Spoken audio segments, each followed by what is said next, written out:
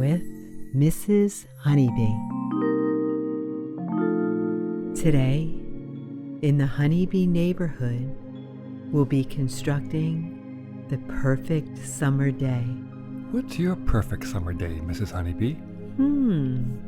I'll have to think about that. What about yours, my dear?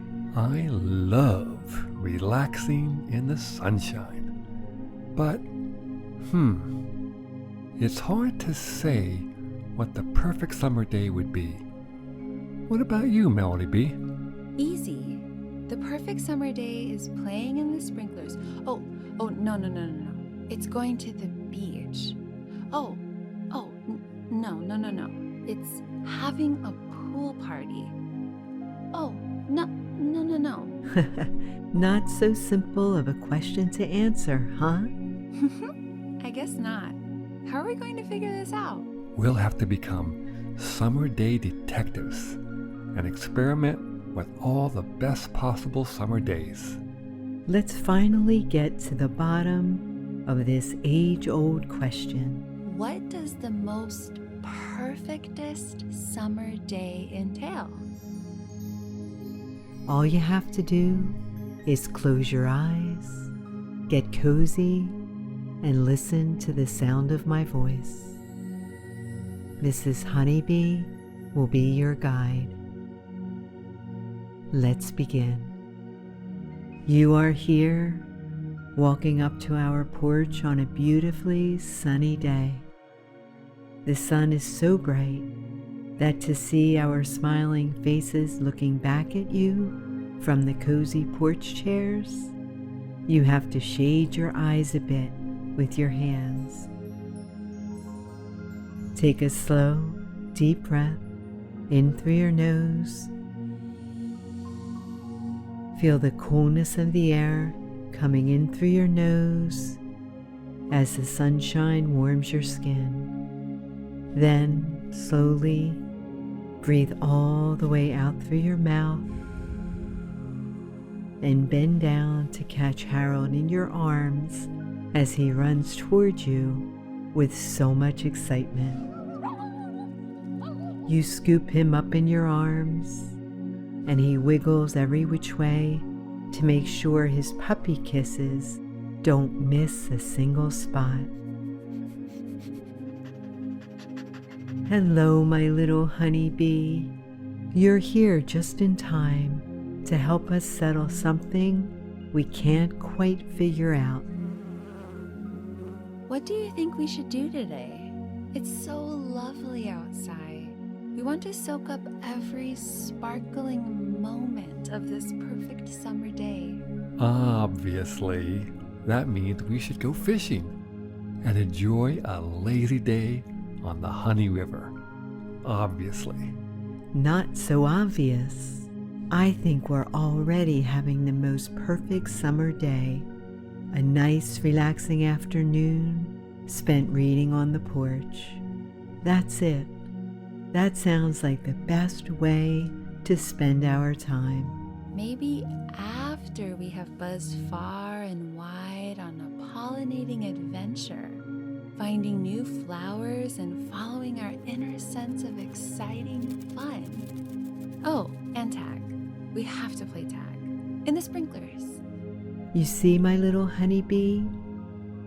We're at a standstill, and the morning is floating by.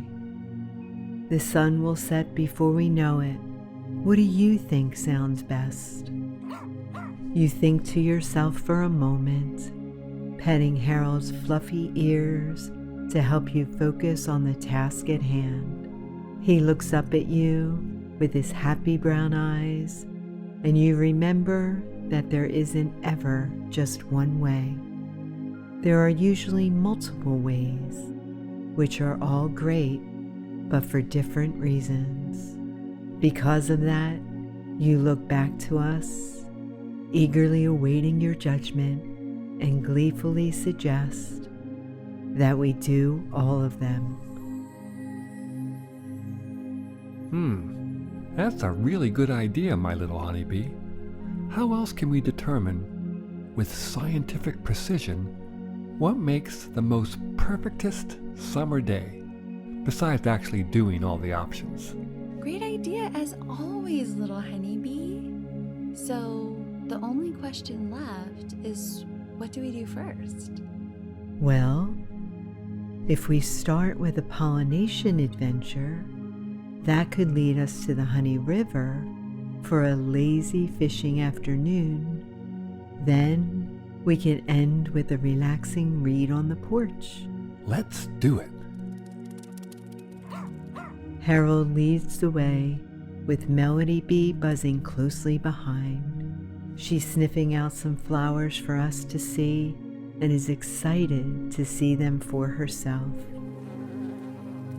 We set off into this summertime adventure with our faces to the sunshine and our smiles big. Take another slow, deep breath in through your nose. Feel your chest and your spirits lift, excited for this day and all the possibilities it will bring. Then slowly breathe all the way out through your mouth and peruse the colorful flowers as they come into view, lining the sidewalks and even breaking through the cracks. Melody Bee started, then quickly stopped a game of tag to admire one of these little yellow dandelions who managed to crack through the concrete with a force much greater than we assume it had. Stop! Tag time out. Careful not to step on this guy. Would you look at him? He broke through the sidewalk and poked up his head just to say hello. Do you know how hard that is? At Melody Bee's suggestion, we all try our best to follow in the footsteps of this earth-shattering dandelion and break through the concrete that stays stubbornly in place. Phew, this sidewalk isn't going anywhere. At least, not until the next dandelion or tree root decides it wants some sunshine. Who knew such a tiny-looking flower could choose to reach up and break apart something so strong? Melody Bee gathers a bit of the bright yellow pollen in her satchel and blows it a big kiss to pollinate the dandelion. As we walk, we begin to notice all the places where plants and flowers have broken through the asphalt and concrete, substances we consider so strong that they are chosen as the foundation of our civilization. Not so, or so we learn. We pollinate and play tag all the way to the banks of the Honey River, where Mr. Honeybee's fishing boat lays up against the trunk of a tree, waiting for us. The refreshing sounds of a cool river seem to be calling us, and since we've been out in the sun for so long, we are excited to answer that call. We lean down to splash our hands and feet in the water. Harold belly flops into the river like he usually does, then hops in the boat and shakes off all his fur, sprinkling us with a refreshing mist that glistens in the sunshine on our skin. Are you all ready for the most perfect summer day activity? I think we already had that, Mr. Honeybee. But this is a close second. I'll give you that. If only this boat floated to the porch and had a bookshelf, then I think it would be the most perfect. Not wanting to waste any more summertime with debate, Harold shepherds us out onto the water, We push off the shore and let the little fishing boat float as it pleases along the currents of the Honey River. Take another slow, deep breath in through your nose. Feel the coolness of the air coming in through your nose like its own river that finds its way directly to your lungs. Allow the fresh air to invigorate you. Then, slowly, breathe all the way out through your mouth until every last drop of air is released, and let yourself feel heavy in the boat, supported and floating effortlessly.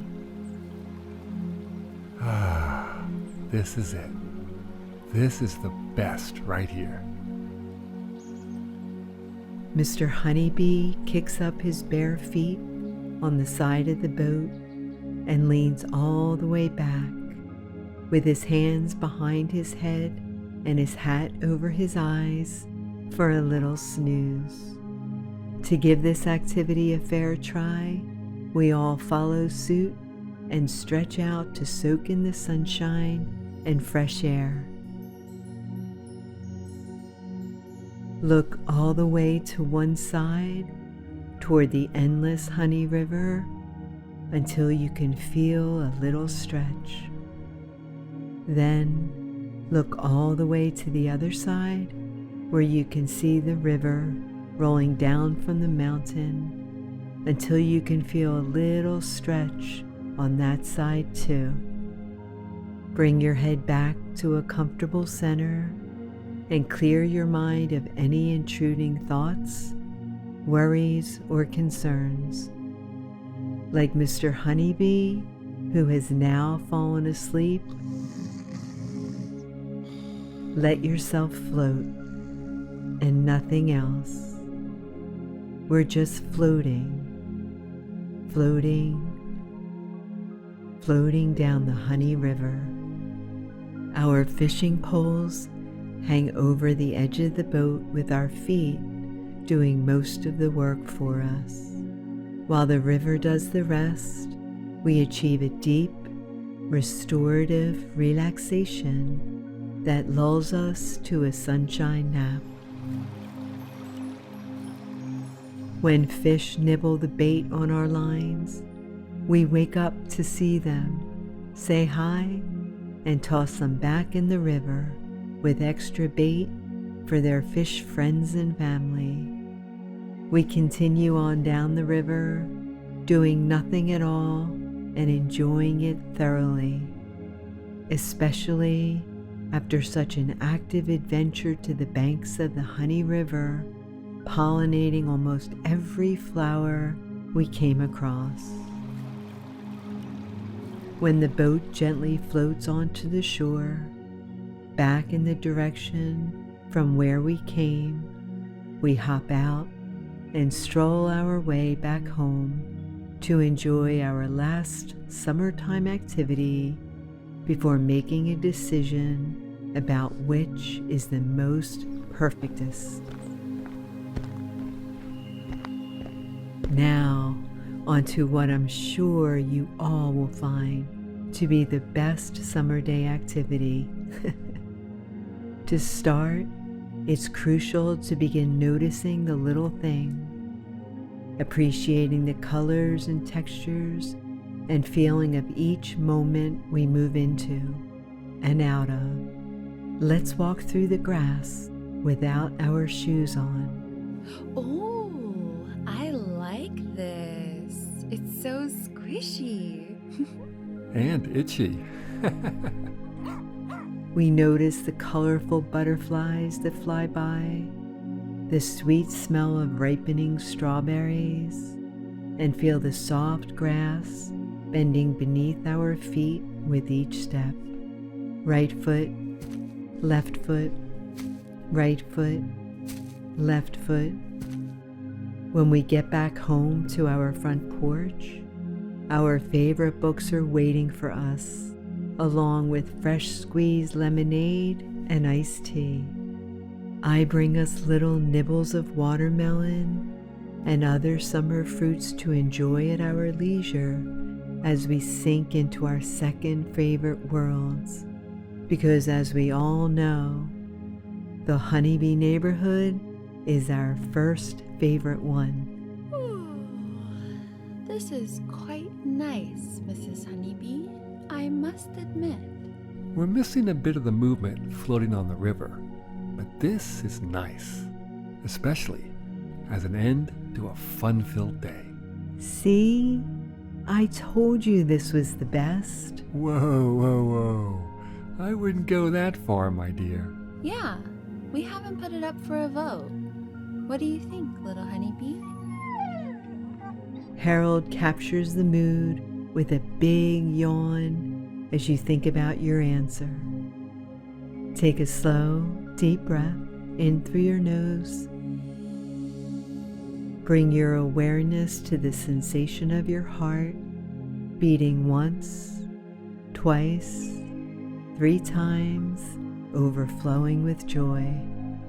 Then, slowly, breathe all the way out through your mouth and reflect on just how much fun you've had today. While you can't come to an easy conclusion, you do see a pattern forming in your final judgment of what constitutes the most perfectest summer day. You ask us what these 3 activities all have in common, and we puzzle over the question as we relax on the porch. Before any of us can give our answers, Harold is distracted by a little bird that swoops down to entice him into a game of tag, which Melody Bee happily joins without invitation. Mr. Honeybee laughs and follows along until he makes it over to his garage, where he has his new fishing pole waiting. Without thinking about it, he uses the last bit of sunshine to help him polish it up until it sparkles. He lugs out his new tackle box and carefully organizes all the different baits he has into the little squares. He tries on his new fishing vest and calls you over to try on yours. It has plenty of pockets, which is an improvement from your old tattered vest that has been used up until the last threads cannot hold it together anymore. I smile at everyone and lean back in my favorite rocking chair, feeling grateful that you and I and Mr. Honeybee and Melody Bee and Harold get to spend all this time together, no matter what we're doing. And that is when I realized the answer to your question. As Melody Bee chases Harold, and Harold chases her back, as Mr. Honeybee proudly holds up his gleaming fishing pole that is just about ready for his next fishing trip, as we sit back and relax on the porch, sipping sweet lemonade and nibbling on delicious snacks without a care in the world, we realize that the most perfectest summer day is exactly what we're doing. It doesn't have to be anything special in particular. We could spend the sunshine hours doing nothing much at all. But if we're doing it together, we're doing it right. That togetherness makes memories, and summertime is for sweet, fun memories. We let that realization sink in as we sink into our chairs. You eventually cannot resist Harold and Melody's game of tag, and Mr. Honeybee cannot resist showing you a new technique for casting a fishing line. I sit back and watch all of these memories take place without any of you noticing. And for that, I am beyond grateful to have discovered what makes the most perfect summer day.